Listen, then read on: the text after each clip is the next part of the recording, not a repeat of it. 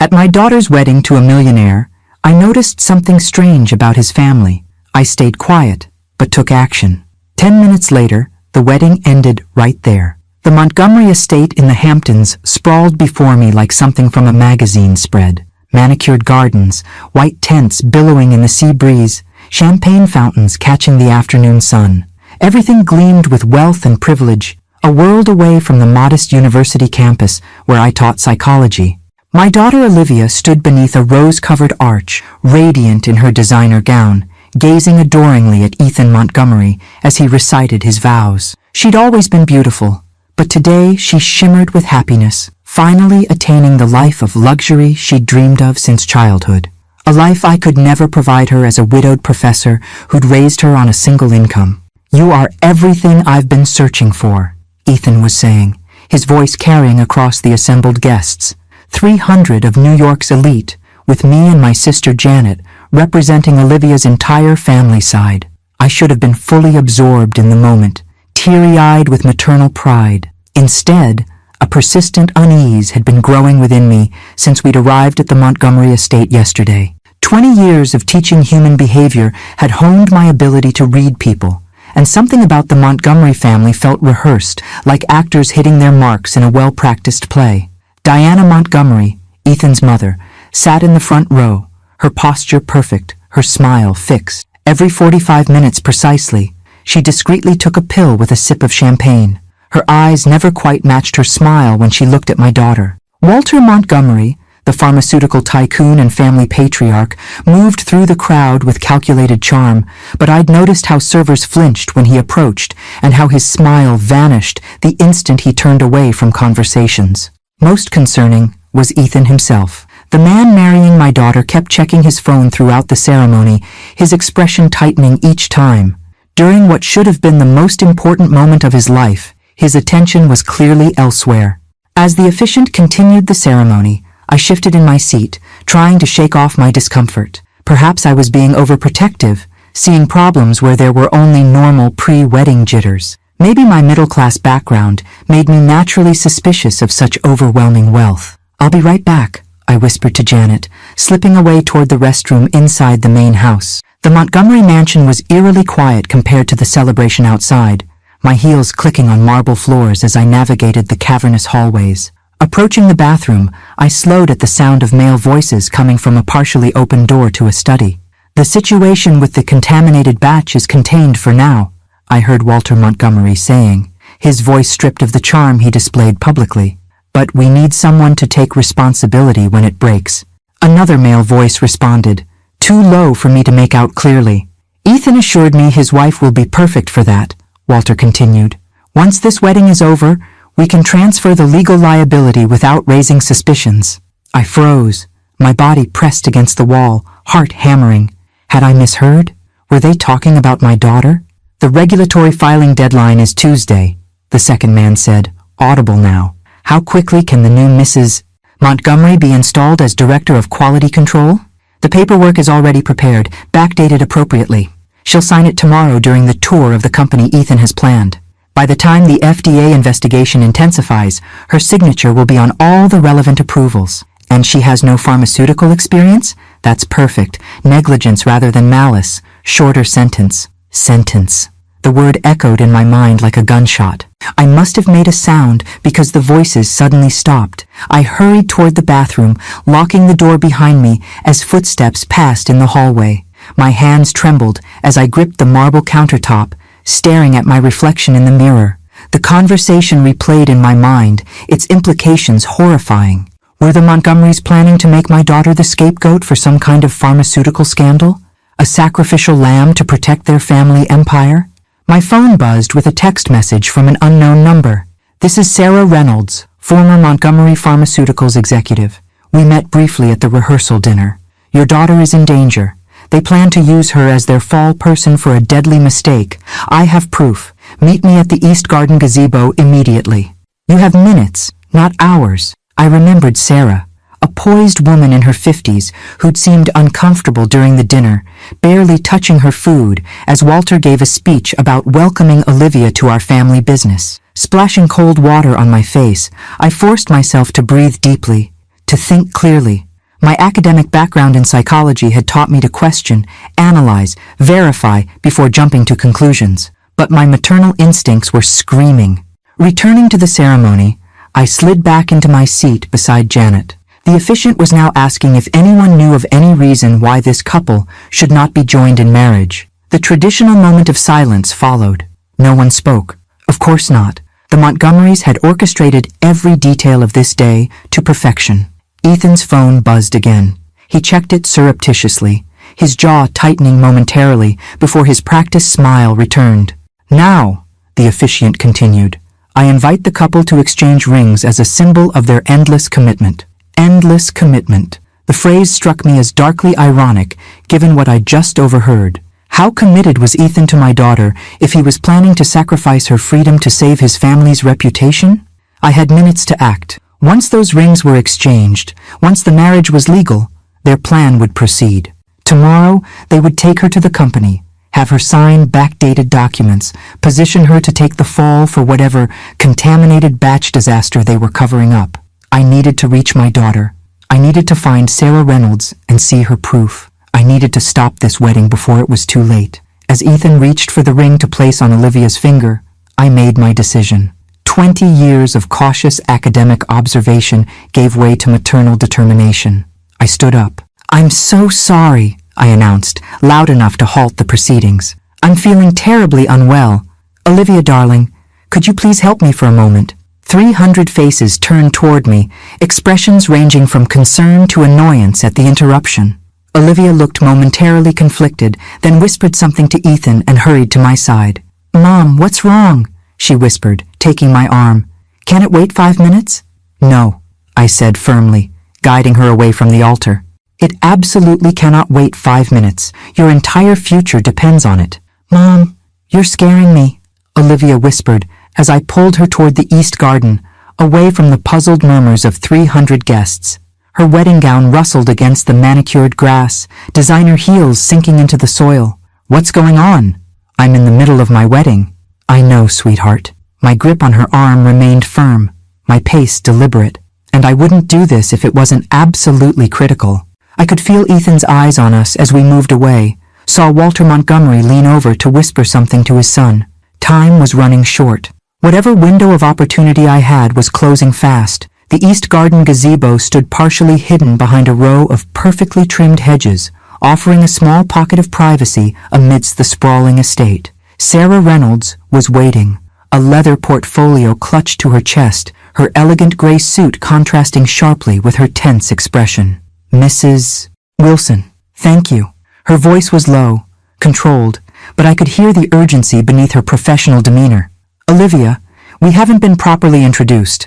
I'm Sarah Reynolds. I was Executive Vice President of Regulatory Affairs at Montgomery Pharmaceuticals until 5 years ago. What is this about? Olivia's confusion was giving way to irritation. She glanced back toward the ceremony. Everyone's waiting. Ethan is waiting. Ethan is why we're here. Sarah opened her portfolio, removing a USB drive and several documents. Olivia, I need you to listen carefully. The Montgomery family plans to use you as a scapegoat for a pharmaceutical disaster they created. They intend to make you legally responsible for approving a contaminated medication that has already killed 12 people. Olivia's face went blank with shock. That's insane. Ethan loves me. We're getting married. You're getting married because they need someone outside the family to take the fall, I said gently, showing her the text message from Sarah. I overheard Walter discussing it with someone just minutes ago. Sarah handed Olivia an email printout. This is from Ethan to his father, dated 3 months ago, 2 weeks after your engagement was announced. Olivia's hands trembled as she read aloud. Dad, I agree Olivia is perfect for our purposes. She's ambitious enough to accept an executive title without asking questions about actual responsibilities, and naive enough to believe we're giving her an opportunity based on merit. Her voice faltered. This can't be real. Keep reading, Sarah urged. Her background in marketing makes her perfect. No pharmaceutical experience means negligence rather than intent when the investigation happens. I've already discussed with legal how we'll position her. The marriage provides necessary cover for the rapid promotion. Olivia looked up, her face ashen. There must be some explanation. There is, Sarah said grimly, pulling out more documents. The explanation is that Montgomery Pharmaceuticals produced a contaminated batch of their blood pressure medication, Cardiazem. They discovered the contamination during quality testing, but shipped it anyway because recalling it would have impacted their stock price before an important merger. I wrapped an arm around Olivia's shoulders as Sarah continued, laying out the evidence methodically. 12 people have died so far from fungal infections traced to the contamination. The FDA investigation is intensifying. They need someone to take responsibility, someone who isn't named Montgomery. Sarah's gaze was steady, sympathetic, but unflinching. That's you, Olivia. Tomorrow, during your tour of the company, they plan to have you sign paperwork accepting a position as Director of Quality Control, backdated to before the contamination was discovered. When the investigation concludes, you'll be the one facing criminal charges, I added softly, the horror of it constricting my chest. Not Ethan, not Walter, you. Olivia shook her head repeatedly, wedding veil swaying with the movement. No, Ethan wouldn't do this to me. We're in love. We're starting a life together. Sarah pulled out her phone, tapped the screen, and handed it to Olivia. This is a recorded conversation between Ethan and Walter from last week. I still have sources inside the company who are as disgusted by this as I am. Ethan's voice emerged from the phone, unnervingly casual. Dad, are you sure we need to actually marry her for this to work? The engagement gave us the cover we needed for the paperwork prep. Walter's response was immediate. The marriage creates a stronger legal shield, son. Spousal privilege. She can't be compelled to testify against you if it comes to that. And after? Once she's served her purpose? Divorce is simple enough. The prenup ensures she gets nothing from the Montgomery fortune. Though I doubt it will come to that. She'll likely be in prison for at least 3 years. Federal sentencing guidelines for negligence leading to death are quite clear. Olivia swayed on her feet. I tightened my grip around her shoulders, feeling her body begin to shake. He said he loved me, she whispered, her voice breaking. I'm so sorry, Olivia, Sarah said, genuine compassion in her eyes. I was like you once. I believed in the Montgomerys, in what our company stood for. When I discovered what they were willing to do for profit, I confronted Walter. They forced me out with an ironclad NDA and threats to destroy my career. I've been gathering evidence ever since, waiting for the right moment to expose them. Why now? I asked. Why this moment? Because once Olivia signs those documents tomorrow, she becomes legally culpable. The moment that ring goes on her finger, the trap closes. Sarah checked her watch. We have maybe 5 minutes before they come looking for you. As if summoned by her words, I spotted Ethan emerging from behind the hedges, his face a mask of concern that no longer looked genuine to my eyes. Walter followed close behind, his expression considerably less controlled, anger barely concealed beneath a veneer of worry. Darling, is everything all right? Ethan called, striding toward us. Your mother seems unwell. Perhaps we should get her inside and continue with our ceremony? I felt Olivia stiffen beside me, saw something shift in her eyes as she looked at the man she'd been about to marry, the scales falling away, harsh reality replacing romance. Actually, she said, her voice stronger than I expected, I think we need to discuss something important, Ethan. She held up the papers in her hand. Like why you told your father I'm perfect to take the fall for your contaminated medication. Ethan froze mid-stride, his practiced smile faltering for just an instant before reasserting itself. Sweetheart, what are you talking about? What papers? Who is this woman? He gestured dismissively toward Sarah. Walter stepped forward, his authority filling the space. This is clearly a misunderstanding. Ms. Reynolds is a disgruntled former employee with a personal vendetta against our family. Whatever she's told you is slander, pure and simple. Is this your voice on this recording, Ethan? Olivia held up Sarah's phone. After she served her purpose? 3 years in prison? Each question struck like a physical blow, her voice gaining strength from her rising anger. Were you really planning to make me take the blame for people dying? The facade cracked. I watched Ethan's face transform, charm giving way to cold calculation as he realized denial was futile.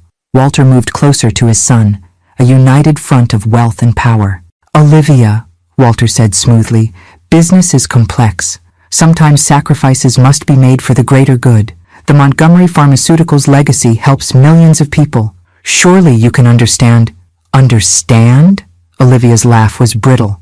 Understand that you were planning to send me to prison to protect your stock price? I squeezed her hand, immensely proud of her strength in this moment.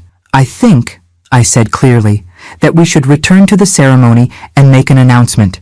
Walter's eyes narrowed. I wouldn't recommend that. Was that a threat, Mr. Montgomery? I stepped protectively closer to Olivia, my academic demeanor giving way to something fiercer.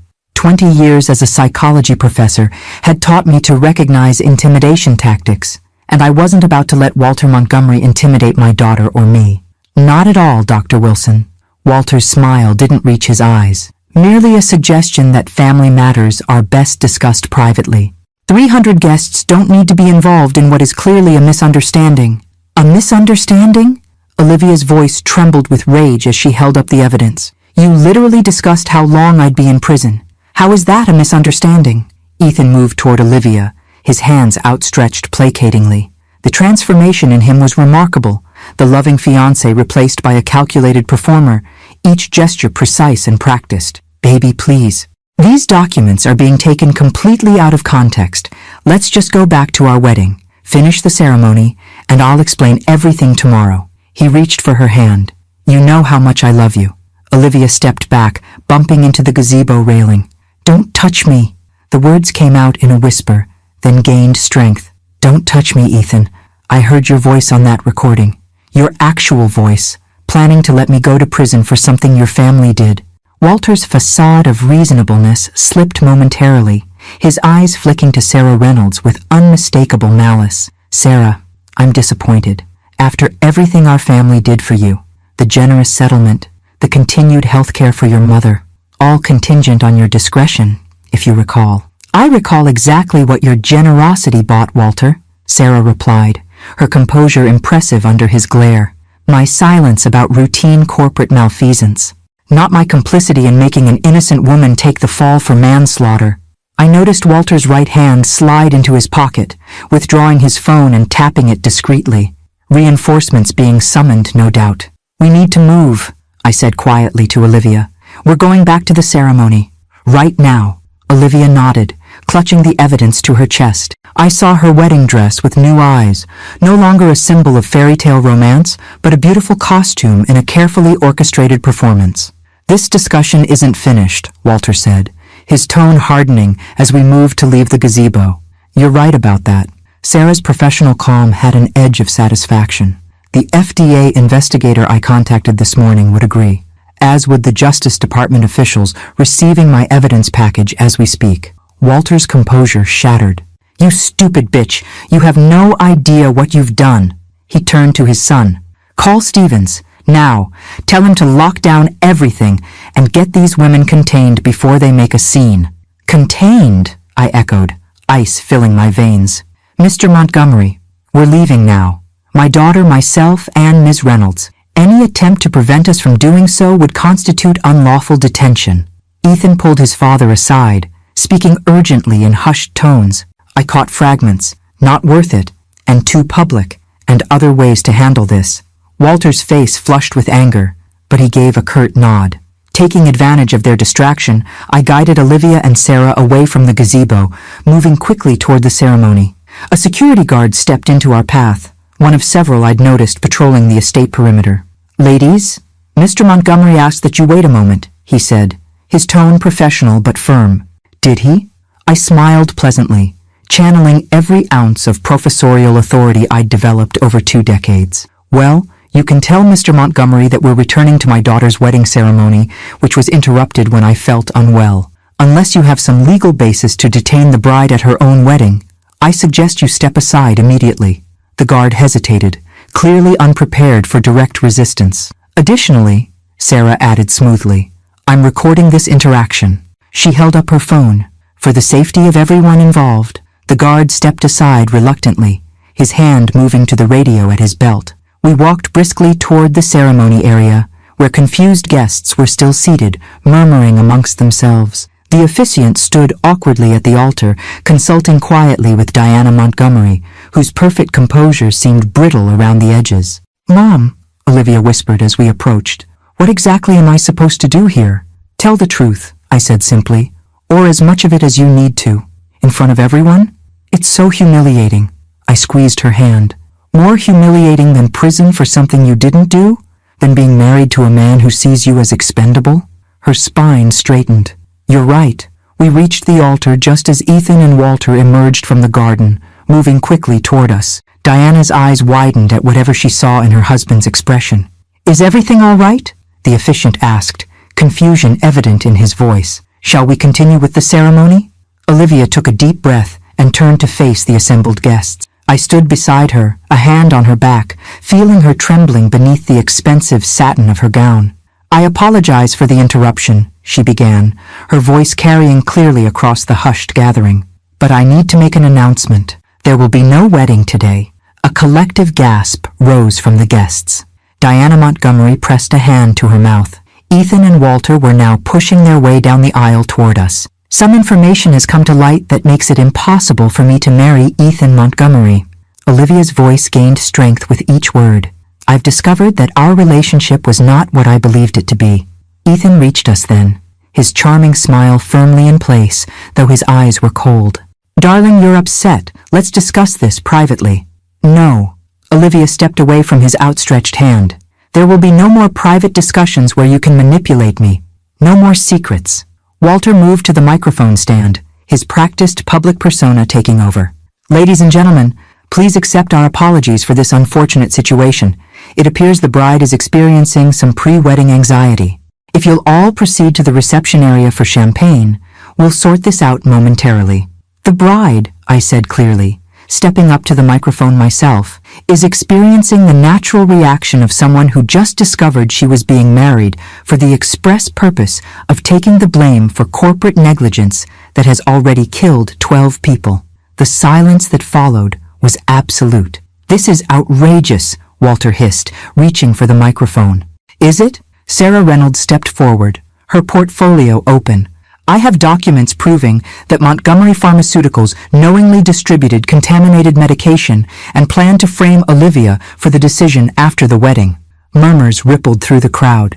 I spotted several guests discreetly recording on their phones. Among the assembled elite were journalists, competitors, and social media influencers.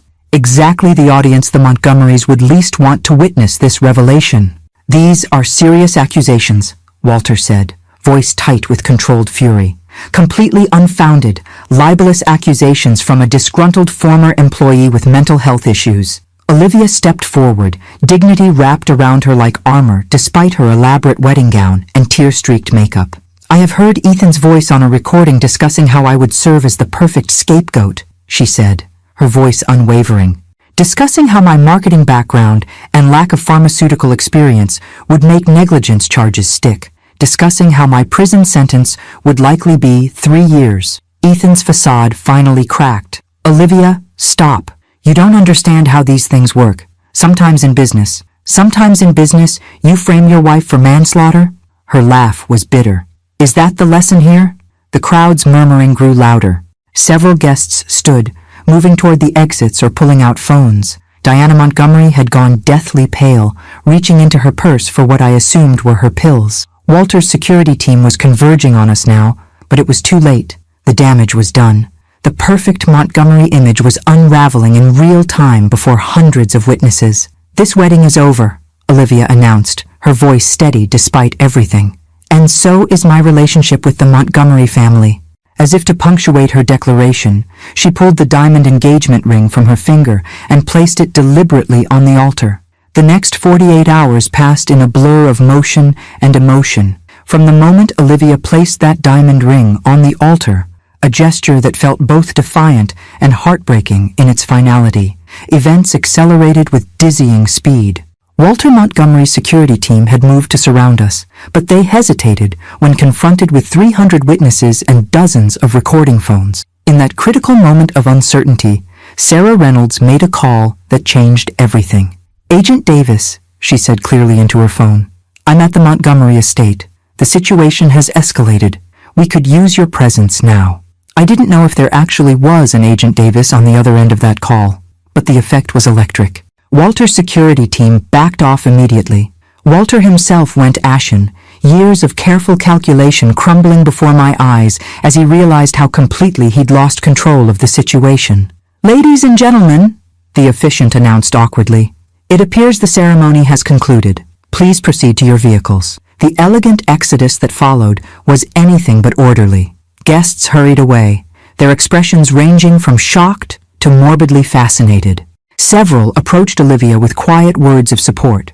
Others pointedly avoided eye contact, their allegiances clearly with the Montgomery fortune rather than the truth. Diana Montgomery collapsed, whether from genuine shock or a calculated diversion, I couldn't tell. The resulting commotion allowed Ethan and Walter to retreat into the mansion without further confrontation. Janet, my sister, appeared at my side. I've called a car, she said, her arm protectively around Olivia's shoulders. Let's get out of here before they regroup. We left the Montgomery estate with Sarah Reynolds accompanying us, her portfolio of evidence clutched tightly to her chest. No one tried to stop us. The family that had so meticulously planned my daughter's downfall seemed suddenly paralyzed, their perfect script shattered beyond repair. In the car, Olivia finally broke down, great heaving sobs that shook her entire body. I held her as she cried, her wedding dress crushed between us, her carefully styled hair coming undone. I loved him, Mom, she whispered between sobs. I really thought he loved me. I know, sweetheart. What else could I say?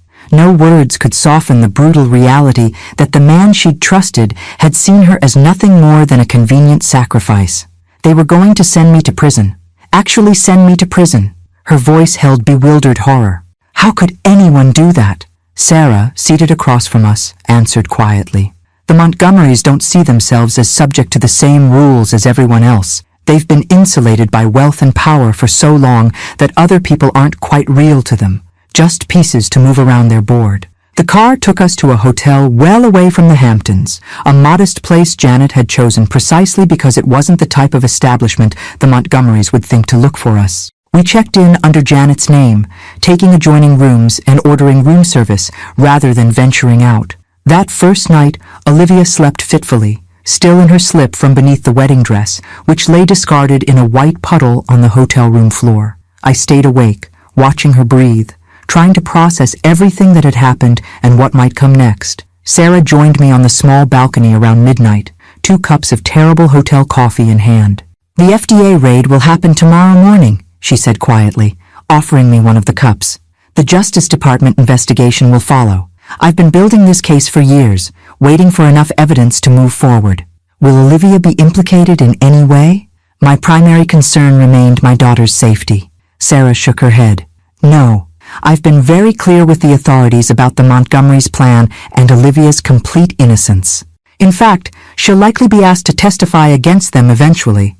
Is that safe? These people were willing to send her to prison to protect themselves. What else might they do? That's precisely why I recommended we stay somewhere unexpected tonight, Sarah acknowledged. But once the federal investigation begins, the Montgomerys will be far too preoccupied with their own legal problems to retaliate. Walter and Ethan will be fighting for their freedom, not plotting revenge. I sipped the bitter coffee, watching the suburban parking lot below our balcony. How strange that just hours ago we'd been at one of the most opulent estates on the East Coast, and now we were hiding in a roadside hotel that advertised free HBO as its main amenity. Why did you do it? I asked suddenly. Help us, I mean. You must have taken an enormous risk. Sarah was quiet for a moment, her face partially shadowed in the dim light. 5 years ago, I discovered that the company was falsifying data on a new drug's clinical trials. When I brought it to Walter's attention, expecting him to be as appalled as I was, he offered me a choice: take a generous severance and keep quiet, or be destroyed professionally and personally. She sighed. I took the money. My mother was sick, needed expensive care. I justified it to myself. But you kept gathering evidence, she nodded. People died from that drug too. Fewer than the current situation, but each death weighed on me. I couldn't let it happen again, especially not to an innocent young woman who'd been deliberately set up. Morning brought news alerts about Montgomery Pharmaceuticals. FDA officials had entered their headquarters with search warrants. Trading of the company's stock was temporarily suspended. A preliminary statement mentioned an investigation into quality control violations related to their blood pressure medication. Olivia watched the coverage on the hotel television, her expression unreadable. She'd barely spoken since waking, moving through her morning routine mechanically, her eyes red-rimmed from crying. What happens now? she asked finally, turning to Sarah and me. To them? To me? The Montgomerys will fight the charges with every resource at their disposal, Sarah explained. They have powerful connections, expensive lawyers, but the evidence is substantial. Eventually, they'll likely face criminal charges. And me? Olivia's voice was small. I moved to sit beside her on the bed. You rebuild, sweetheart. One day at a time. She laughed hollowly. Rebuild what? My career is tied to clients who are all connected to the Montgomerys. My apartment is filled with things Ethan bought. My friends. She broke off. God, were any of them actually my friends? Or were they all just part of the plan too? Not everything in your life was a lie, I said firmly. You had a life before Ethan Montgomery. You'll have one after him. Your mother's right, Sarah added. And when you're ready, your testimony could help ensure the Montgomerys face consequences for what they've done. Not just to you, but to all the patients harmed by their negligence. Olivia nodded slowly, something hardening in her expression. Yes, I want that. I want them to face consequences. My phone buzzed with an incoming call, an unfamiliar number with a Manhattan area code. I almost declined it, wary of unknown callers after everything that had happened, but something made me answer. Dr. Wilson, this is Special Agent Rebecca Torres with the FBI. I understand you and your daughter have information relevant to our investigation into Montgomery Pharmaceuticals. We'd like to arrange a formal interview as soon as possible. I looked at Olivia, mouthing FBI silently. She straightened her shoulders and nodded firmly. Yes, Agent Torres, we do have information and we're ready to share it. As I arranged the details of our meeting with the FBI, I watched my daughter transform before my eyes, grief giving way to resolve, betrayal hardening into determination. The Montgomerys had mistaken her ambition for naivety, her trust for weakness. They had planned to use those qualities to destroy her. Instead, they had created their own worst nightmare, a woman with nothing left to lose and every reason to see justice done. 3 weeks after the wedding that never was, Olivia and I sat in a featureless conference room in the Manhattan Federal Building, waiting for her deposition to begin. She had chosen her outfit carefully that morning, a navy blue suit, conservative but confident, nothing that could be interpreted as flashy or attention-seeking. Nothing Montgomery adjacent, as she now described the designer wardrobe Ethan had cultivated for her. You ready for this? I asked, watching her arrange her water bottle and notebook with precise movements. She nodded, tucking a strand of hair behind her ear. As ready as I'll ever be. The door opened, and 3 people entered. Special Agent Torres, a trim woman in her 40s with intelligent eyes and an economy of movement. Assistant U.S. Attorney James Harrington, whose reputation as a tenacious prosecutor had preceded him, and a court reporter who immediately began setting up her equipment. Ms. Wilson, thank you for coming in today, Agent Torres began, arranging files on the table. I know this isn't easy. I want to help, Olivia replied, her voice steadier than I'd expected. In the week since the wedding, she'd cycled through grief, rage, humiliation, and finally, a steely determination that reminded me so much of her father, it sometimes took my breath away. The formal part of the deposition began with standard questions. Olivia's background, her relationship with Ethan, how they'd met at a marketing event where her agency had been hired to rebrand a Montgomery Pharmaceuticals subsidiary. When did you first become aware of the position that was being created for you at Montgomery Pharmaceuticals? Harrington asked, his tone neutral but attentive. About a month after our engagement, Olivia replied. Ethan mentioned that his father was impressed with my marketing background and thought I might be valuable to the company. He suggested a role as Director of Quality Control, focusing on the public-facing aspects of quality assurance. Did that seem odd to you, given your lack of pharmaceutical experience? It did, Olivia admitted. I actually expressed concern about it, but Ethan said, her voice caught briefly. He said that my outsider perspective was exactly what they wanted, that sometimes people entrenched in the industry can't see problems that are obvious to newcomers. And you believed him? Yes. The simple word carried the weight of her shattered trust. I believed him. The questioning continued methodically, establishing a timeline of events and Olivia's growing awareness of the Montgomerys' true intentions. I watched my daughter answer with composure, even as she was forced to revisit the most painful betrayal of her life. When did you first see the evidence suggesting you were being positioned as a scapegoat? Torres asked. The day of the wedding, Olivia replied. Sarah Reynolds showed me emails between Ethan and Walter discussing how my lack of pharmaceutical experience would make me the perfect person to blame for the contaminated medication. They specifically mentioned that charges against me would likely result in prison time. And how did you respond to seeing this evidence? At first, I couldn't believe it. It seemed impossible that the man I was about to marry could do something so calculated, so cruel. Olivia's composure wavered slightly, but she steadied herself. But then I heard the recording of Ethan discussing with his father how my prison sentence would likely be around 3 years, and how that would be, she paused, swallowing hard, how that would be manageable for their long-term plans. Did Ethan Montgomery ever explicitly state to you what role he expected you to play regarding the contaminated medication? Not in those words. He mentioned several times that I would be taking on important responsibilities after the wedding, and that my signature would carry significant weight.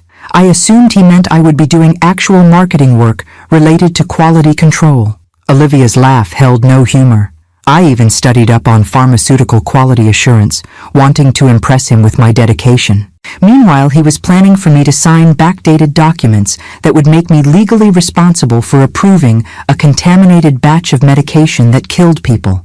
The deposition continued for 4 grueling hours.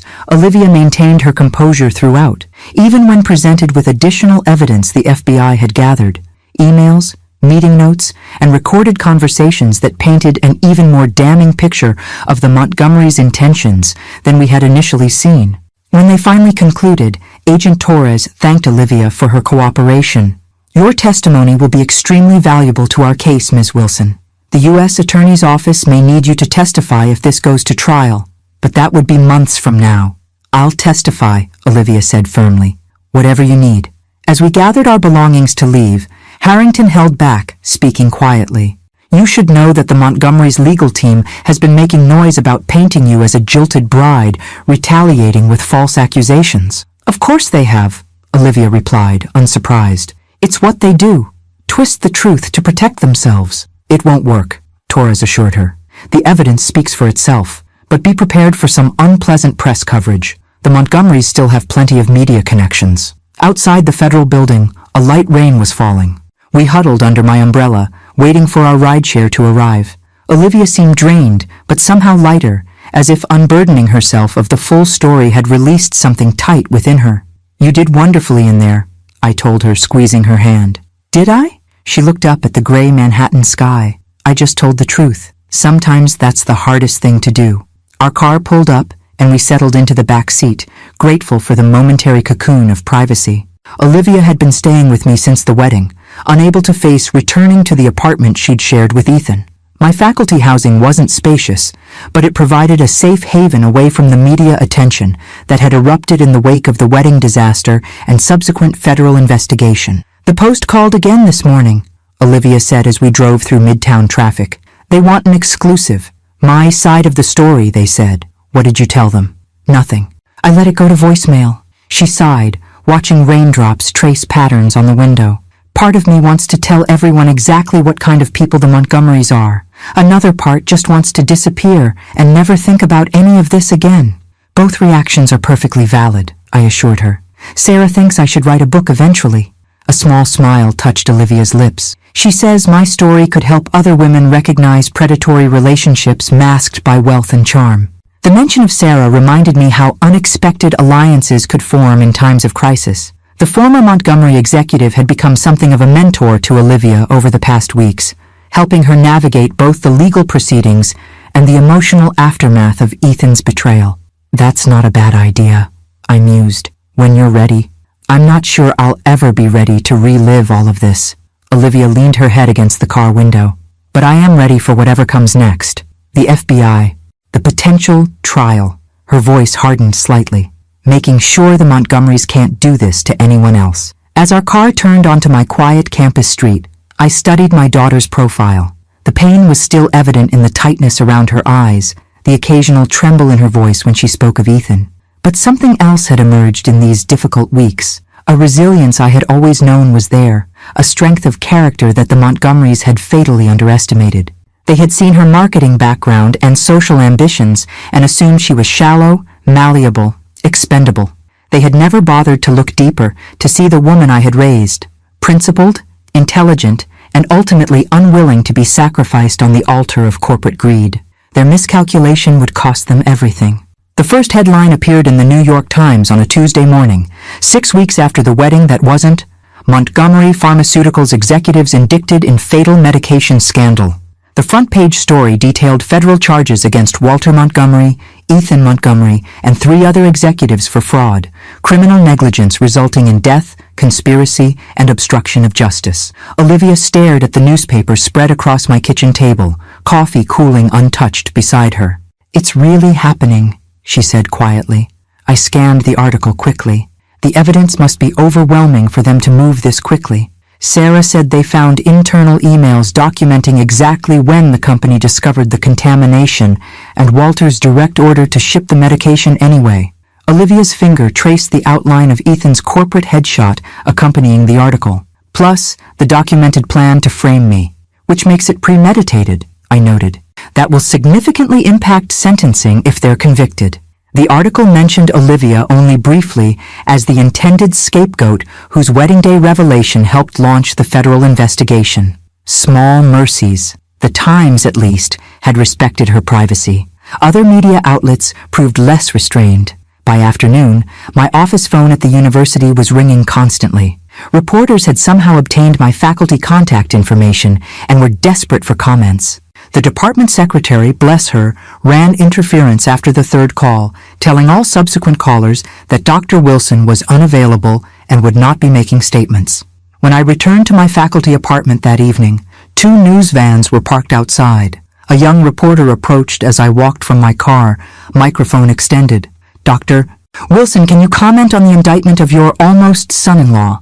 How is your daughter handling the revelation that her fiancé planned to make her take the fall for 12 deaths? I kept walking, keys clutched tightly in my hand. No comment. Is it true Olivia discovered the plot just minutes before saying "I do"? That you orchestrated a dramatic wedding intervention? The sensationalism made my stomach turn. Please respect our privacy during this difficult time. Inside, I found Olivia on the couch, laptop open, scrolling through an apparent avalanche of messages. Her expression was grim. "It's everywhere, Mom. Every news outlet, social media, industry blogs." She turned the screen toward me, showing a particularly vicious headline from a tabloid. "Jilted bride or corporate whistleblower. The woman who brought down the Montgomerys. They can't seem to decide if I'm a victim or a vindictive ex," Olivia continued, her voice tight. "The Montgomery PR machine is already spinning. Look at this statement from their lawyer." She clicked to another tab showing a video clip of an elegantly silver-haired attorney standing before a bank of microphones. "My clients categorically deny these baseless allegations, which originated from a disgruntled former employee and a young woman experiencing understandable emotional distress after a relationship ended. The Montgomery family has served this country's healthcare needs for generations and will vigorously defend their reputation against these defamatory claims." "Unbelievable," I muttered. "They're still trying to paint you as emotionally unstable." Classic Darvo, deny, attack, reverse victim and offender. Olivia closed her laptop with a decisive snap.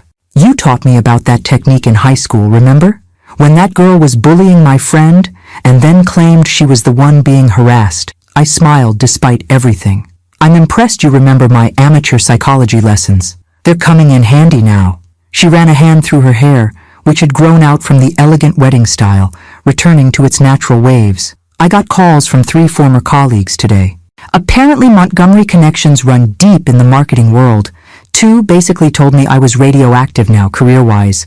The 3rd offered me a job writing an expose blog about pharmaceutical marketing. Any interest in that last option?" "God, no." She shook her head emphatically. "I don't want to build a career on being the Montgomery whistleblower. I want to move forward." Her phone buzzed with an incoming call, the 5th in the past hour. She checked the screen and grimaced. Another college friend, probably wanting inside information for their Instagram. "You could turn it off," I suggested gently. "And hide? That feels like letting them win somehow." Nevertheless, she silenced the ringer, placing the phone face down on the coffee table. The next morning, the media presence outside had doubled. I called campus security, who helped escort us to my car, parked in the faculty lot. Reporters shouted questions as we hurried past, cameras capturing our retreat. Doctor Wilson, did you suspect something was wrong before the wedding day? Olivia, did you ever suspect Ethan was using you? How does it feel to narrowly escape being framed for manslaughter? In the safety of my car, Olivia's composure finally cracked. How long is this going to last? I feel like I'm living in a fishbowl. The news cycle will eventually move on, I assured her, though I wasn't entirely convinced. The Montgomery case had all the elements of an enduring scandal. Wealth, betrayal, corporate malfeasance, lives lost. It was catnip to media outlets. We drove to Sarah Reynolds' apartment in Brooklyn, where she had invited us for lunch away from the campus media circus. Her building had security that kept reporters at bay, and the apartment itself offered sweeping views of the Manhattan skyline, a reminder of the life she'd built after leaving Montgomery Pharmaceuticals. I see you've discovered the joy of being news fodder, Sarah commented dryly, pouring us each a glass of wine despite the early hour. Welcome to the Montgomery experience. When I left the company, they had surrogates suggesting I had mental health issues, drug problems, and an inappropriate relationship with a board member, all simultaneously, somehow. How did you handle it? Olivia asked. Poorly at first, Sarah admitted. I tried fighting back, giving interviews, defending myself. It only fed the cycle. Eventually, I learned to simply focus on the evidence and let my actions speak for themselves. She raised her glass in a mock toast. 5 years of methodical evidence gathering later, here we are. The three of us settled in Sarah's living room, the Manhattan skyline a dramatic backdrop to our conversation. Sarah had more information about the case than was publicly available, thanks to her continued cooperation with the prosecution. They've frozen most of the Montgomery assets, she told us. Walter's trying to shield what he can through various shell companies and trusts, but the feds are remarkably thorough this time. And Ethan? Olivia asked, her voice carefully neutral. Sarah hesitated, studying Olivia's face before answering. He's turned on his father. What? Olivia set her wineglass down with a sharp clink. His lawyers are negotiating a deal.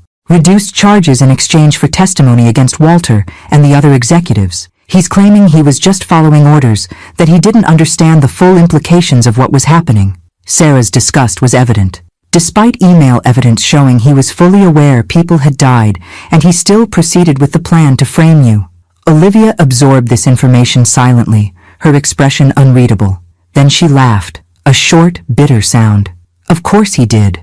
Ethan always takes the path of least resistance. Why face consequences when you can sacrifice someone else? The prosecutors won't let him off easily, Sarah assured her. His deal, if it happens, still includes jail time. Just less of it. It's not about the jail time. Olivia shook her head. It's the pattern. He was willing to sacrifice me to protect his father. Now he's willing to sacrifice his father to protect himself. The only consistent thing is his unwillingness to take responsibility. As we left Sarah's apartment that afternoon, a text message alert buzzed on both our phones simultaneously, an unusual occurrence that immediately raised my concern. Olivia checked hers first, her face paling. It's from Janet, she said, referring to my sister. She says there's a situation at your apartment. Multiple news outlets are reporting that I've agreed to an exclusive interview detailing my relationship with Ethan and evidence of additional Montgomery crimes. What? You haven't agreed to any interviews? Olivia's expression hardened. No, I haven't. But someone wants the world to think I have. She looked up from her phone, eyes blazing with a familiar determination. The Montgomerys are trying to discredit me again. Make me look like I'm seeking publicity, selling my story. We need to issue a denial. No. Olivia's response was immediate and firm. That's exactly what they want. To draw me into a public back and forth that makes me look unstable or attention-seeking. She straightened her shoulders. We need a different approach entirely. What kind of different approach? I asked as our taxi navigated Brooklyn traffic toward Manhattan. If not a denial, then what? Olivia's fingers flew across her phone screen, her marketing mind clearly in high gear. The Montgomerys excel at creating narratives. It's what they do. Spin stories that position them as the heroes, or at least as misunderstood victims. Right now, they're trying to reframe me as a publicity-hungry ex looking for my 15 minutes of fame, which couldn't be further from the truth, I noted, watching her with growing curiosity. Something had shifted in my daughter, the passive victim of circumstance transforming before my eyes into a strategic thinker. Exactly. So we don't play defense against their narrative. We create our own. She looked up from her phone, eyes bright with purpose. Mom, do you still have that contact at the American Journal of Psychology? The editor you peer-reviewed for last year? I blinked, surprised by the question. Dr. Harmon? Yes, we still email occasionally. Why? I need you to reach out to him. Today if possible. By the time we reached my campus apartment, navigating through the increased media presence with the help of campus security, Olivia had outlined a plan so elegant in its simplicity that I couldn't help but admire it, even as I worried about the additional attention it might bring. It's risky, I cautioned, as we entered the apartment, locking the door firmly behind us. Once we do this, there's no going back. There's already no going back, Olivia replied, dropping her bag on the couch. The Montgomerys made sure of that when they tried to send me to prison for their crimes. At least this way, we control the narrative. I made the call to Dr. Harmon, explaining our unusual request. To his credit, he grasped the significance immediately. This could be extraordinarily valuable, Margaret, he said thoughtfully, not just as a record of this specific case, but as a scholarly examination of corporate malfeasance and the psychological manipulation involved. When can you submit the manuscript? 2 weeks, I promised, mentally clearing my teaching schedule. After ending the call, I found Olivia at my kitchen table, already drafting an outline on her laptop. Dr. Harmon's on board, I confirmed. He thinks it has significant academic merit. Good. Now we need to contact Assistant U.S. Attorney Harrington and make sure this won't interfere with their case. The next 2 weeks passed in a blur of intense work. While media speculation about Olivia continued to swirl outside, fueled by strategic leaks from Montgomery sources suggesting she was negotiating book deals and movie rights, we remained sequestered in my apartment, focused on our counter-strategy. Harrington had given his blessing to our plan, with the caveat that we submit the final draft for review to ensure it wouldn't compromise the prosecution's case. Sarah Reynolds provided additional context and documentation that strengthened our analysis. What emerged was not the tell-all memoir or sensationalized account the media was expecting, but instead a co-authored academic paper for the American Journal of Psychology titled Psychological Manipulation in Corporate Crime, a case study in scapegoating and victim selection. The paper, written in the dispassionate language of academic research, methodically analyzed how the Montgomerys had selected, groomed, and positioned Olivia as their designated scapegoat. It examined the psychological tactics employed: love bombing, gaslighting, isolation from support networks, and the strategic exploitation of ambition and trust, all presented not as a personal vendetta, but as a scholarly examination of corporate psychological abuse. I contributed the theoretical framework and psychological analysis. Olivia provided the case study details with clinical detachment, referring to herself in the third person as the subject throughout. Together, we transformed her traumatic experience into a valuable contribution to the academic understanding of how powerful entities select and manipulate victims. The morning we submitted the final manuscript to Dr. Harmon, Olivia seemed lighter somehow, as if the academic framing of her experience had helped her process it. "It's strange," she said, staring at the confirmation email. "Writing about myself in the third person, analyzing Ethan's manipulation techniques like I'm discussing a lab specimen. It should feel detached or clinical, but instead, it's empowering. That's because you've reclaimed the narrative," I explained. "You've transformed yourself from victim to researcher, from object of manipulation to expert witness."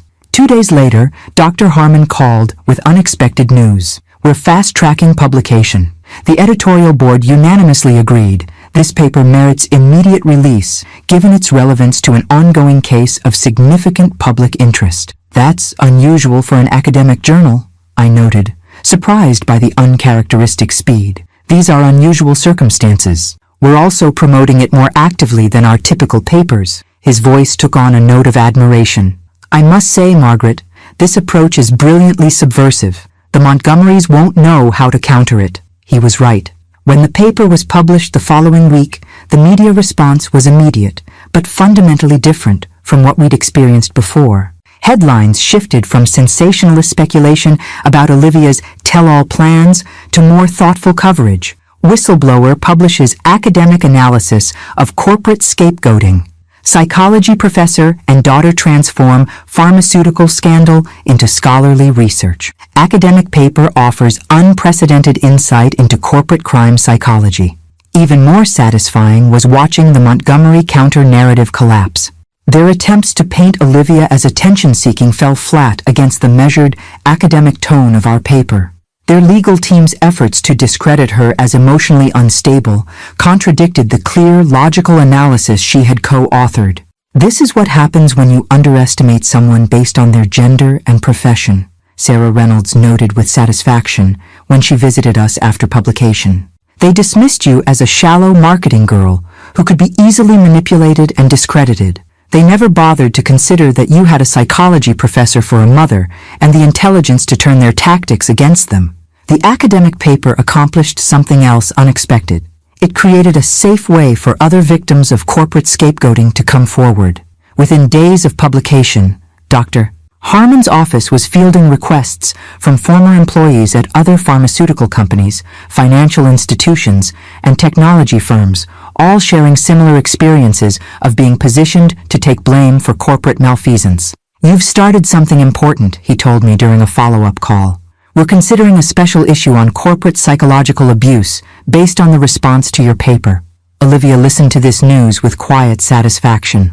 "Good," she said after I relayed Dr. Harmon's comments. "Maybe some other perfect scapegoat will recognize the warning signs before it's too late." The most unexpected response came a week after publication. A handwritten letter addressed to Olivia, delivered to my faculty mailbox. The elegant script on expensive stationery belonged to Diana Montgomery. Olivia opened it with trembling hands, reading aloud. "Ms. Wilson, I've read your academic paper. While I cannot comment on the legal case, I feel compelled to say this. You saw my family more clearly in a few months than I have allowed myself to see them in decades. Your analysis of how they select their victims resonated with painful familiarity. I was once young and ambitious too, before I became another kind of casualty of the Montgomery Empire. I wish you healing and justice. Diana Montgomery." Olivia set the letter down carefully. "She was a victim too," she said softly. "In a different way, but still. The patterns repeat," I agreed. "Different victims, same tactics. Not anymore." Olivia's voice strengthened with conviction. "Not for Diana, not for me, and hopefully not for whoever they might have targeted next." For the first time since the wedding day, I saw genuine peace in my daughter's expression. Not the absence of pain, but the presence of purpose. In transforming her experience into knowledge that might protect others, she had found a path forward through the wreckage the Montgomerys had created. The Southern District of New York Federal Courthouse stood imposingly against the Manhattan skyline, its neoclassical architecture a visual reminder of the weight of justice being sought within. 4 months after our academic paper was published, Olivia and I climbed those grand steps, surrounded by a phalanx of Justice Department officials rather than reporters, a welcome change from our earlier media encounters. "Ready?" I asked, pausing before the massive doors. Olivia nodded, smoothing her navy blue suit jacket. "As I'll ever be." Today, she would testify in the United States versus Montgomery Pharmaceuticals et al. Case, a pivotal witness for the prosecution. Assistant U.S. Attorney Harrington had prepared her extensively, but nothing could fully ready someone for facing their would-be destroyers across a courtroom. The courtroom was nearly full when we entered. The government side bustled with prosecutors and FBI agents surrounded by boxes of evidence. The defense side presented a wall of expensive suits, lawyers from 3 prestigious firms representing various Montgomery executives. And there, at the defense table, sat Walter and Ethan Montgomery. Walter looked diminished somehow, his once commanding presence undercut by circumstances. Ethan, by contrast, appeared oddly composed, leaning occasionally to whisper to his separate legal team. The rumors of his cooperation deal with prosecutors had solidified into fact in recent weeks, though the exact terms remained confidential. I was directed to the spectator seating, while Olivia was led to a waiting room for witnesses. As I settled in, I caught Ethan watching me with an unreadable expression. When our eyes met, he quickly looked away. The proceedings began with typical formality. Judge Eleanor Simmons, a no-nonsense jurist with a reputation for running an efficient courtroom, established ground rules for the day's testimony. Harrington outlined for the jury what they would hear from Olivia, how she had been deliberately selected and positioned as a potential scapegoat for the company's negligence. When Olivia was finally called, she entered with her head high, steps measured. She took the oath with a clear voice that carried throughout the courtroom. Harrington began gently, establishing her relationship with Ethan, their engagement, the planned wedding. Then he shifted to the crucial events. Ms. Wilson, can you tell the court how you first became aware of Montgomery Pharmaceuticals' plan to make you the scapegoat for their contaminated medication? Olivia recounted the wedding day revelation with remarkable composure, describing how Sarah Reynolds had shown her emails and recordings just minutes before the ceremony would have concluded. And these documents indicated what, exactly? That I was being married and placed in a backdated executive position specifically to take the blame when the contaminated medication scandal became public, Olivia explained. The documents showed that Ethan and Walter Montgomery had discussed how my lack of pharmaceutical experience would make negligence charges more credible, and how my imprisonment would be, in their words, manageable for their long-term plans. A murmur ran through the jury as Harrington presented these documents, now official evidence, on the courtroom screens. Emails between father and son discussing Olivia's suitability as their solution to the contamination problem. Meeting notes about the Olivia contingency plan. A recorded conversation where Walter assured Ethan that once she's served her purpose, divorce is simple enough. Throughout this presentation, I watched the Montgomerys. Walter remained stone-faced, occasionally writing notes to his attorney. Ethan, however, couldn't seem to look at the evidence screens, his eyes fixed on the table before him. The cross-examination began with Walter's attorney, a hawk-faced woman with a reputation for aggressive witness questioning. Ms. Wilson, isn't it true that you were eager to join the Montgomery family business? She asked, her tone suggesting Olivia had been the ambitious one. I was interested in contributing my marketing expertise, Olivia replied evenly. I had no interest or qualifications in pharmaceutical quality control. Yet you didn't question being offered such a position? I did question it. Ethan assured me it would focus on the public-facing aspects of quality assurance, utilizing my marketing background. He never mentioned I would be signing off on medication batches or assuming regulatory responsibility. The attorney pivoted, attempting to suggest that Olivia had misinterpreted innocent business discussions, that her academic paper demonstrated an obsessive attempt to reframe a failed relationship in sinister terms. Olivia remained unflappable. The emails and recordings speak for themselves. My academic analysis simply placed them in the context of established psychological research on corporate scapegoating patterns. When Ethan's attorney declined to cross-examine Olivia at all, likely part of his cooperation agreement, a visible ripple of tension passed between father and son at the defense table. After 4 grueling hours, Olivia's testimony concluded. As she stepped down from the witness stand, Ethan finally looked up, their eyes meeting briefly across the courtroom. I couldn't read the expression that passed between them, some complex mixture of regret, shame, and perhaps recognition that transcended the simplified narratives of prosecution and defense. Outside the courthouse, protected from the waiting media by federal marshals who escorted us to a private exit, Olivia finally exhaled fully. You were magnificent in there, I told her, squeezing her hand. I just told the truth, she replied, echoing words she'd spoken months earlier after her FBI deposition. Though I admit, seeing Ethan in person again was harder than I expected. Because you loved him once, I acknowledged. That doesn't simply disappear, even when someone betrays you so profoundly. It wasn't just that. Olivia frowned slightly, struggling to articulate her thoughts. Seeing him there, so diminished, so clearly willing to sacrifice even his own father to save himself, it made me realize I never really knew him at all. The man I thought I loved never existed. That evening, alone in my apartment while Olivia met with her therapist, a weekly appointment that had become an essential part of her healing process, I received an unexpected call from Harrington. Dr. Wilson, I wanted to let you know that your daughter's testimony today was exceptionally effective, he began without preamble. The jury was visibly moved. More importantly, it appears to have caused a rift in the defense strategy. What do you mean? Walter Montgomery fired his legal team immediately after today's session. He's demanding new counsel and claiming his son has been coerced into false testimony against him. I absorbed this information silently, thinking of the Montgomery family dynamics, the controlling patriarch, the compliant son who had finally found the courage to save himself, albeit at everyone else's expense. "There's something else," Harrington continued. "Diana Montgomery has contacted our office. She wants to testify as a witness for the prosecution." "Diana?" I couldn't hide my surprise. "About what?" "Apparently, she has decades of information about similar patterns of corporate malfeasance and cover-ups.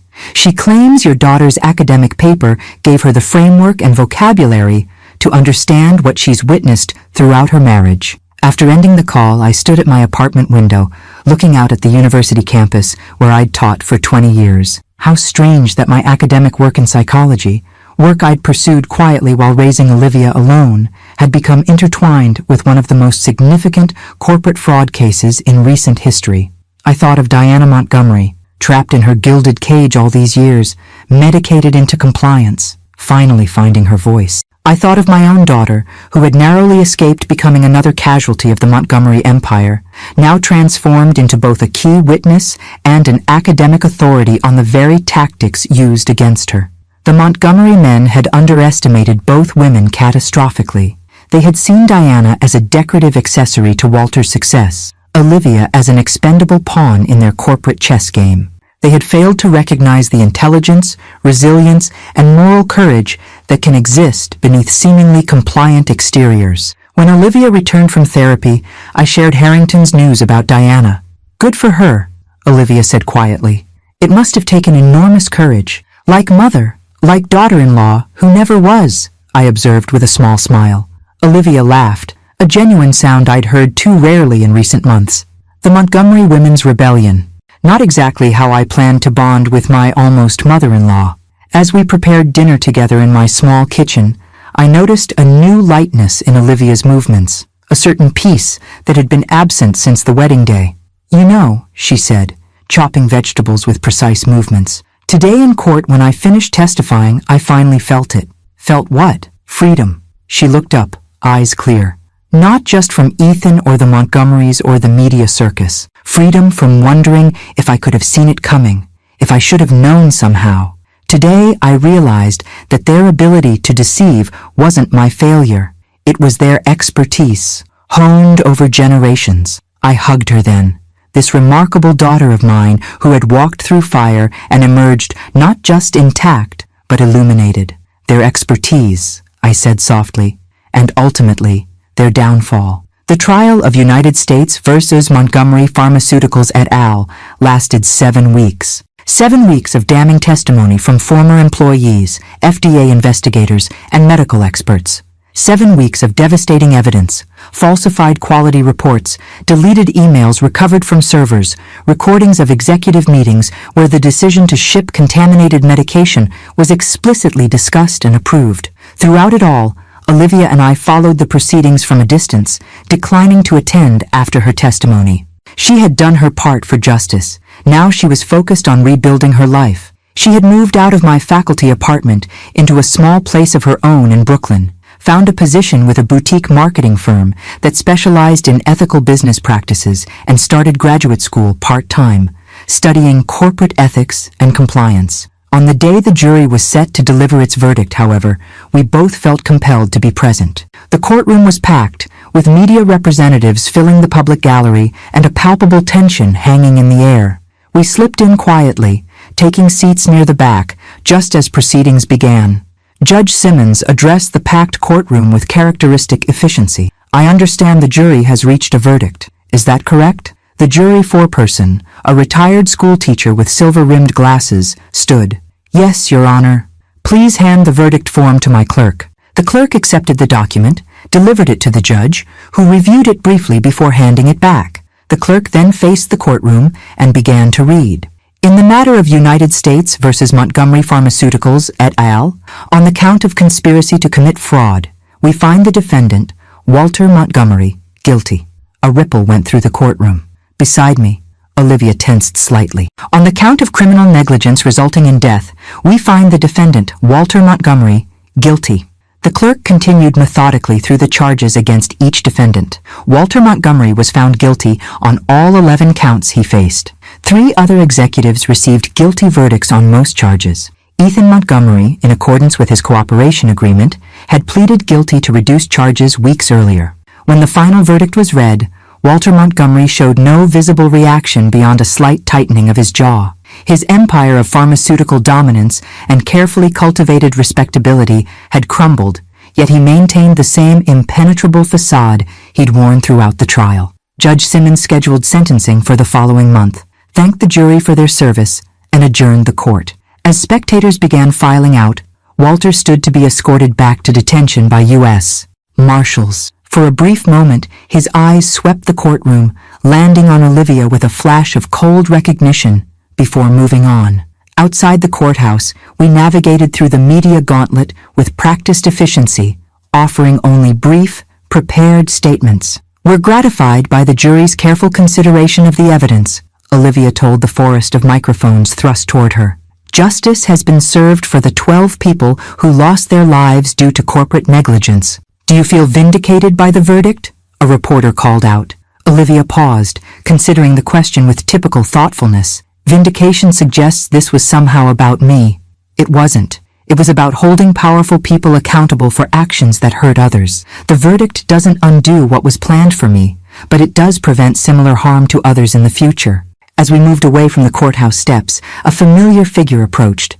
Diana Montgomery, elegant as ever in a simple gray suit, but with a new steadiness in her gaze that hadn't been present at the wedding. "Ms. Wilson, Dr. Wilson," she greeted us formally. "May I speak with you for a moment?" We stepped aside to a quieter area, away from the media crush. Up close, Diana looked both older and somehow more present than she had at the wedding, as if layers of carefully maintained facade had been stripped away. "I wanted to thank you," she said directly to Olivia. "Your testimony, and particularly your academic paper analyzing the psychological patterns at work, they gave me the framework I needed to understand my own experiences over 40 years of marriage." "I'm glad it helped," Olivia replied, her tone gentle but not overly familiar. The complicated reality of their connection, almost mother-in-law and daughter-in-law under false pretenses, created an unusual dynamic between them. "I've filed for divorce," Diana continued. "After my testimony, there was no going back, of course. But truthfully, there was no going back after reading your analysis." She smiled faintly. "Academic language can be quite clarifying. It helped me see that what I'd normalized for decades was actually systematic emotional manipulation." "What will you do now?" I asked, genuinely curious about this woman who had surprised everyone with her eventual courage. "Travel, initially. There are so many places I've never seen." Her expression softened with something like wonder. "Then perhaps advocacy work. There are many women trapped in similar situations. Marriages where psychological control is wielded so subtly they don't recognize it as abuse." We spoke for a few more minutes before parting ways, the unlikely connection between us both acknowledged and respected. As Diana walked away toward a waiting car, Olivia watched her thoughtfully. "She's starting over at 62, she murmured. "That takes incredible courage." "It's never too late to reclaim your life," I replied, something you helped her see. Later that evening, as we celebrated the verdict with a quiet dinner at Olivia's new apartment, she raised her wine glass in a toast. "To justice," she said simply. "To justice," I echoed, clinking my glass against hers. "And to new beginnings." She smiled, more relaxed than I'd seen her in months. The media coverage should finally start dying down now. "Harrington says sentencing won't generate nearly the same circus, especially since Ethan's deal means he won't face a public sentencing hearing."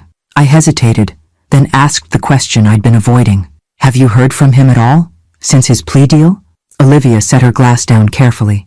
"He sent a letter, through his attorney, so it wouldn't violate any no-contact conditions." "What did it say?" "A lot of carefully worded quasi-apologies. I never meant for things to go so far. I was caught between impossible choices. I hope someday you can understand the pressures I was under." She shook her head. "Even now, he can't take full responsibility. Everything is framed as circumstances beyond his control, forces pushing him toward inevitable actions. Are you going to respond?" "No." The certainty in her voice was absolute. "There's nothing to say. His letter wasn't really for me anyway. It was for him. A way to maintain his self-image as fundamentally decent despite everything he did and was willing to do." I nodded, understanding both her insight and her decision. What about your academic paper? Any follow-up plans there?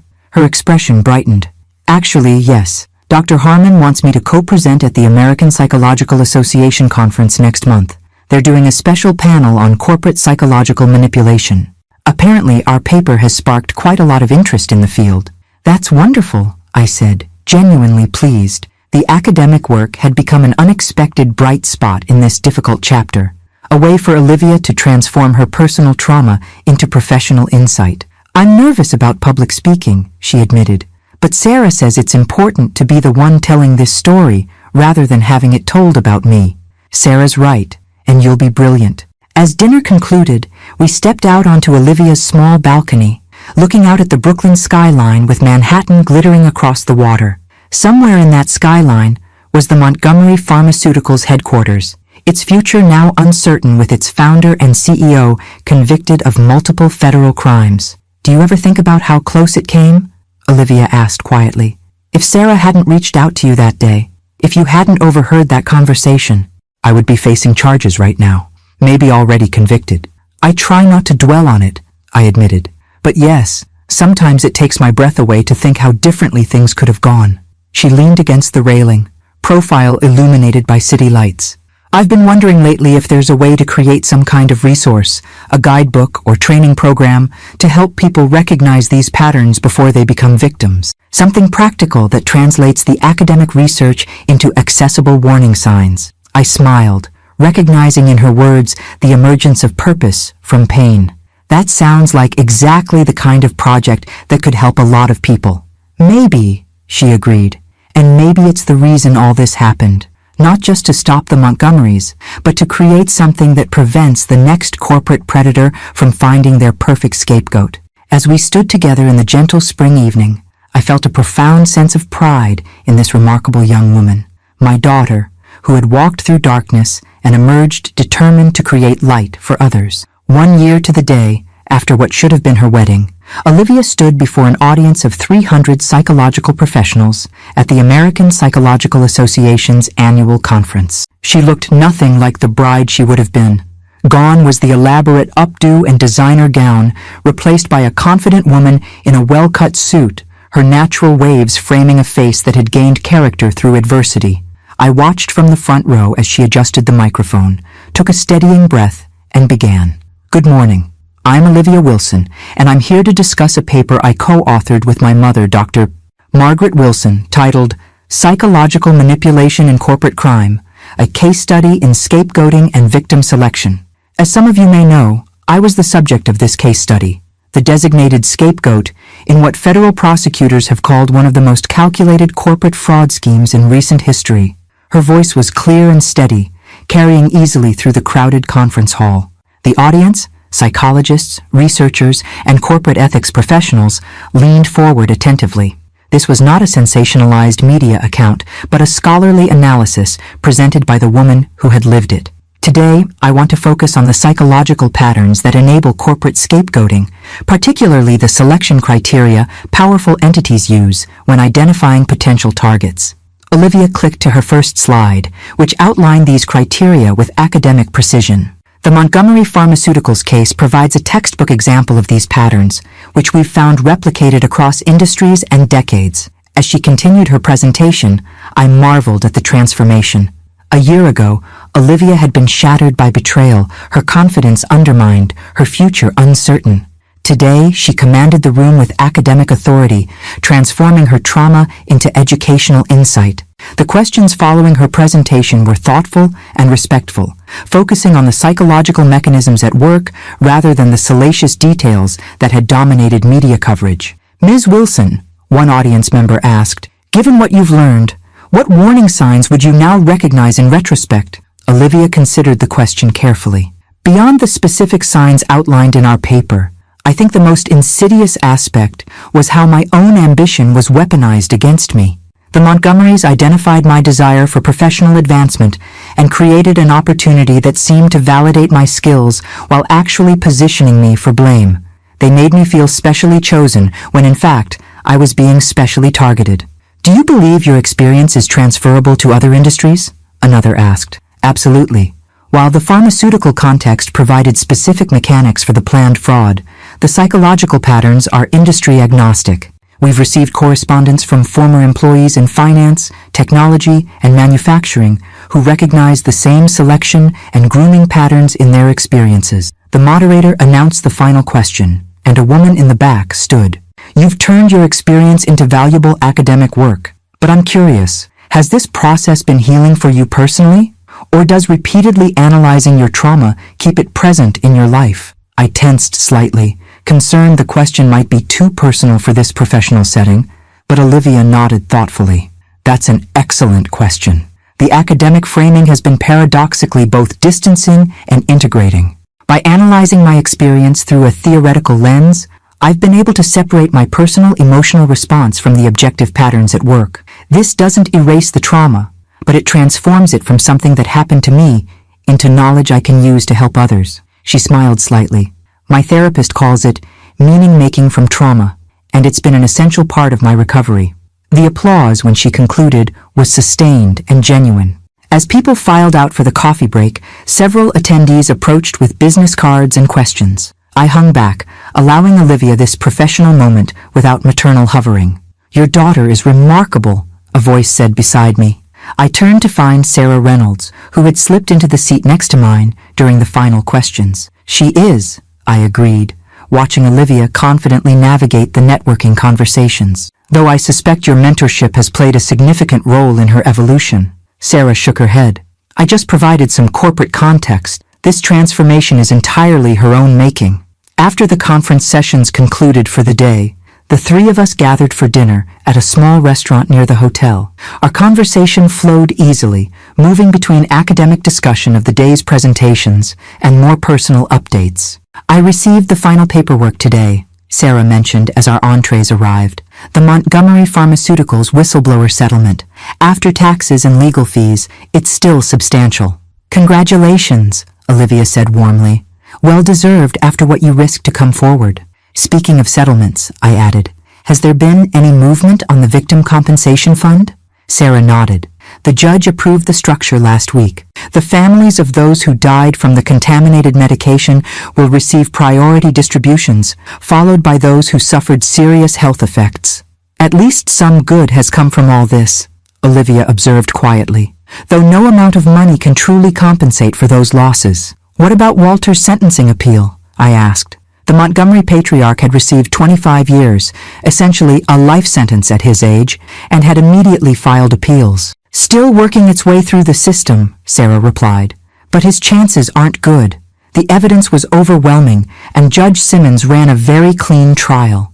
Olivia had been unusually quiet about Ethan's much lighter 5-year sentence, a result of his cooperation agreement. She hadn't attended his sentencing hearing, choosing instead to submit a written victim impact statement that the prosecutor had described as powerfully restrained. I saw Diana last month, Sarah continued, changing the subject. She's working with a nonprofit focused on financial literacy for women leaving controlling relationships. She seems lighter somehow. Good for her, Olivia said sincerely. She deserves a fresh start. As dinner concluded and we stepped out into the warm evening air, Olivia checked her phone and smiled. Good news? I asked. The advance copies of the handbook arrived at my apartment. She showed me the delivery notification. First tangible result of the Scapegoat Prevention Project. The Scapegoat Prevention Project had evolved from Olivia's initial idea of creating practical resources for potential victims of corporate manipulation. With funding from a nonprofit foundation focused on corporate ethics, she had developed a comprehensive handbook, translating academic research into accessible warning signs and protective strategies. How many copies in the first printing? Sarah asked. 10,000. The corporate ethics training circuit has already pre-ordered most of them. Olivia's expression was quietly satisfied. Companies are surprisingly eager to incorporate this material into their ethics programs. Turns out the Montgomery case created a lot of there but for the grace of God thinking among corporate boards. From almost scapegoat to sought-after ethics consultant, I observed. Not the career path you envisioned a year ago. Definitely not, she agreed with a small laugh, but somehow more meaningful than anything I'd planned. We walked together through the city streets, our conversation turning to future projects. Olivia's plans for expanding the prevention program, Sarah's consulting work with regulatory agencies, my upcoming sabbatical to write a book on corporate psychological manipulation. Have you decided about the interview request? Sarah asked Olivia as we approached the hotel. The 60 Minutes retrospective on the case? Olivia nodded. I'm going to do it, not to revisit the trauma, but because it reaches an audience that academic papers and training programs don't. People who might recognize themselves or someone they care about in the patterns we've identified. You've come so far, I said softly, feeling a surge of maternal pride that almost overwhelmed me. From that day in the garden gazebo to here, it's remarkable. I had good help, she replied, squeezing my hand. A mother who saw through the facade, a whistleblower who risked everything to warn us, a prosecutor who believed us, and your own resilience, Sarah added firmly. Don't discount that. Later that night, alone in my hotel room, I reflected on the extraordinary journey of the past year. The Montgomery case had finally begun to fade from public consciousness, overshadowed by newer scandals and controversies. Walter Montgomery was serving his sentence at a federal medical facility. Ethan was in a minimum security prison, his future after release uncertain but surely diminished. Montgomery Pharmaceuticals had been sold off in pieces, its name retired from the marketplace. But from the wreckage of that corporate empire and the shambles of Olivia's almost marriage had emerged something unexpected, a new field of study, a prevention program with potential to protect countless others, and most importantly, a transformed relationship between mother and daughter. The crisis that could have destroyed Olivia had instead revealed her true strength and character. My phone buzzed with a text message from Olivia. Can't sleep? Too much conference adrenaline? Breakfast at 7? I replied immediately. Absolutely. Proud of you today. Always. Her response came seconds later. Couldn't have done any of it without you. We make a good team. I smiled at the simple truth of it. We did indeed make a good team. Not just in academic collaboration or crisis management, but in the more fundamental work of supporting each other through life's unexpected turns. The wedding that never happened had seemed like an ending 1 year ago today. Instead, it had become the beginning of something far more valuable than either of us could have imagined. A journey of discovery, purpose, and deeper connection that continued to unfold with each passing day. Thank you very much for listening to me this far. Please rate this video from 0 to 10, like it, and subscribe to the channel.